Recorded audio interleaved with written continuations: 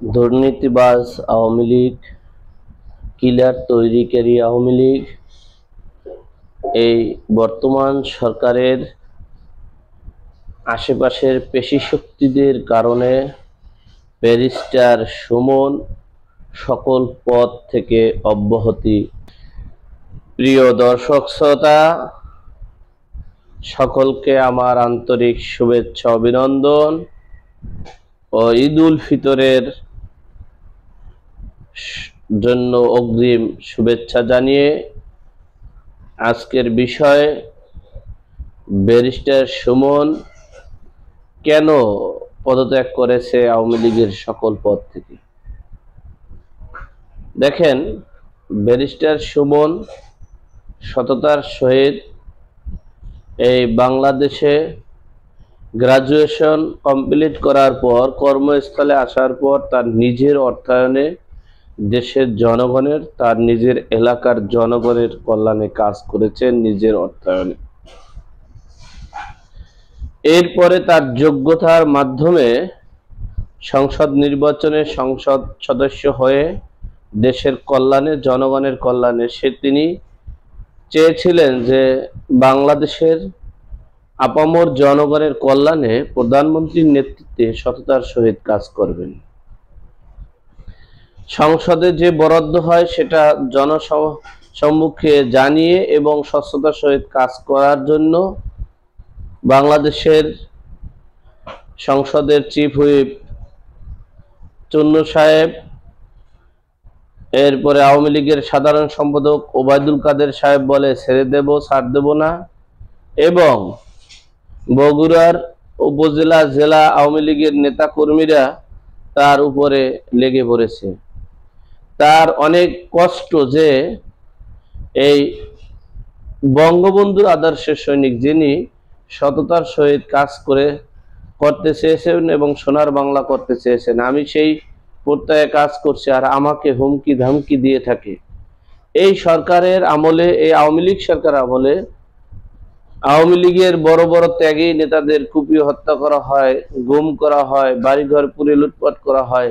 সেই দুঃখে ব্যারিস্টার সুমন চিন্তা করতেছে, আমি আওয়ামী লীগের, বাংলাদেশ আওয়ামী যুবলীগের কেন্দ্রীয় আইন সম্পাদক থাকার পর আমি দেখতে পেরেছি যে আমাকে জেলা আওয়ামী লীগ, উপজেলা আওয়ামী লীগ, সেন্ট্রাল আওয়ামী লীগ এবং প্রধানমন্ত্রীর আশেপাশের পেশি শক্তি, সন্ত্রাসী শক্তি, কিলার তৈরি শক্তিরা আমাকে হত্যা, গুম এবং দেখিয়ে দেবে এর হুমকি ধামকি দিচ্ছে। তাহলে আমি কিভাবে এই দলের সাথে সম্পৃক্ত থাকতে পারি? আমাকে যেহেতু হত্যাই করবে, গুমই করবে, সেই ঘৃণায় আওয়ামী লীগের সকল পদ থেকে ব্যারিস্টার সুমন নিজে পদত্যাগ চেয়েছেন এবং পদত্যাগ নিবেন বলে আশা করছেন।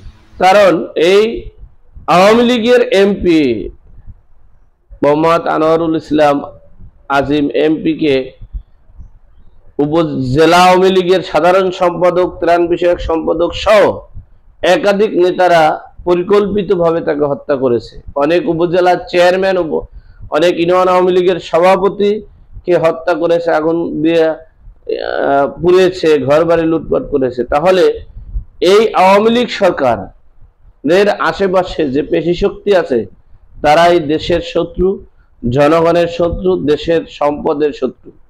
তারা কিলার তৈরি করে, তারা একজনকে মেরে এরপরে এমপি হওয়ার চিন্তা ভাবনা করে। দেখেন, আনোয়ারুল ইসলামকে মারিয়া মিন্টু এমপিতে দাঁড়াবে, এমপি নমিনেশন পাবে, এমপি হবে, যতদিন বেঁচে থাকবে তার সাথে পারবে না, বিদায় তাকে মার্ডার করা হয়েছে। ঠিক তেমনি ব্যারিস্টার সুমন পৃথিবীতে যতদিন বেঁচে থাকবে, ব্যারিস্টার সুমনের এমপি কোনোদিন কেউ নিতে পারবে না। বিদায়ী ব্যারিস্টার সুমনকে হত্যা করার, গাড়ি ভাঙচুর করে হত্যা করার হুমকি দেয়, দেখিয়ে দিবে, লাশও খুঁজে পাওয়া যাবে না, এমপি আনারের মতো হবে, নানান ধরনের এই মিডিয়া প্লাস মানুষের মাধ্যমে প্লাস সরাসরি বলে থাকে। তো সেই দুঃখ ভারাক্রান্ত মন নিয়ে ব্যারিস্টার সুমন সাহেব আওয়ামী লীগের, বাংলাদেশ আওয়ামী যুবলীগের আইন সম্পাদক সহ আওয়ামী লীগের এই ক্লিয়ার শক্তি যারা তৈরি করে, ক্লিয়ার বাহিনী যারা তৈরি করে, সন্ত্রাস বাহিনী যারা তৈরি করে, দেশের সম্পদ যারা লুটপাট করে, তাদের দল থেকে তিনি অব্যাহতি নিয়েছেন। প্রিয় দর্শক শ্রোতা, আপনারা এই ভিডিওগুলো শেয়ারের মাধ্যমে জানিয়ে দিবেন। এই দেশের ভালো মানুষের জায়গা নেই, ভালো মানুষ দেশের কল্যাণে কাজ করতে পারে না, দেশের জনগণের কল্যাণে কাজ করতে পারে না, তাকে হত্যা করা হয়। প্রিয় দেশবাসী এবং দেশের বাইরে যারা আছেন, সকলের কাছে আমার দরখাস্ত, আমার জন্য দোয়া করবেন। আমি যতদিন বেঁচে আছি দেশের জনগণের কল্যাণে, দেশের কল্যাণে কাজ করব। নট আওয়ামী লীগ, নট কোনো দল, আমি কোনো দল বুঝি না। দেশের জনগণের কল্যাণে কাজ করব, দেশের কল্যাণে কাজ করবে, বঙ্গবন্ধুর স্বপ্ন পূরণ বাস্তবায়নের জন্য কাজ করব।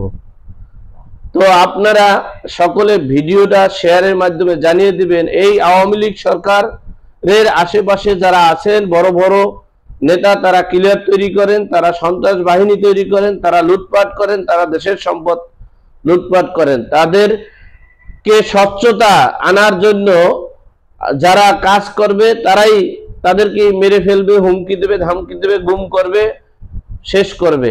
মাননীয় প্রধানমন্ত্রী দৃষ্টি আকর্ষণ করে বলছি, আপনি এই বেপরোয়া পেশি শক্তি সন্ত্রাস বাহিনীদেরকে একটু নিয়ন্ত্রণে নিয়ে আসেন, না হলে দেশের অবস্থা করুণ হয়ে দাঁড়িয়ে যাবে।